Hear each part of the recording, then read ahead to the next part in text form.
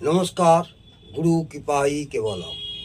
আজ আমি আলোচনা করব সপ্তমভাবে মঙ্গল থাকলে জাতক জাতিকাদের কি হয়। সপ্তম ভাব অর্থাৎ সপ্তমভাবে সাধারণত জাতক জাতিকার জীবন সঙ্গীর সম্বন্ধে বিচার করা হয়, যার সাহায্যে জাতক জাতিকা জীবন সঙ্গীর দ্বারা সুখ, জাতক জাতিকার আচার ব্যবহার এবং শারীরিক গঠন, স্বভাব ইত্যাদি বিষয়ে জানা যায়। এইভাবে মঙ্গলের অবস্থানকে মাঙ্গলিক দোষ বা ভৌমদোষ বলা হয়। মঙ্গল গ্রহ এইভাবে অবস্থান করে ভাগ্য, লগ্ন এবং ধনভাবের উপর দৃষ্টি দেয় এবং এই সমস্ত ক্ষেত্রে অশুভ ফল প্রদান করে।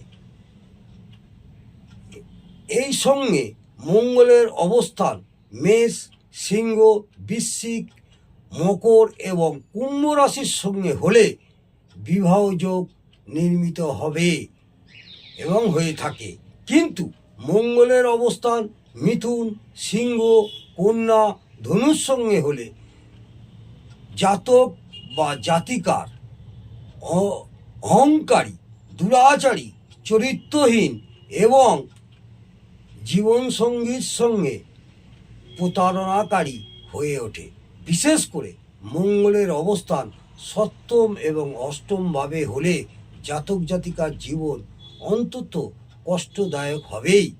সপ্তমভাবে অধিষ্ঠিত মঙ্গলকে অন্য সকল পাপী গ্রহ অপেক্ষা অধিক ঘাতক বলে মনে করা হয়।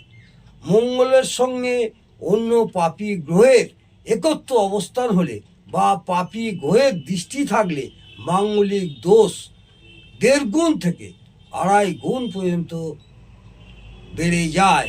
অতএব সপ্তম এবং অষ্টমের মঙ্গলকে খণ্ডন করা অবশ্যই দরকার এবং মনে রাখতে হবে জাতক জাতিকাদের যখন বিবাহ দেবেন এবং জটক বিচার অবশ্যই আবশ্যক।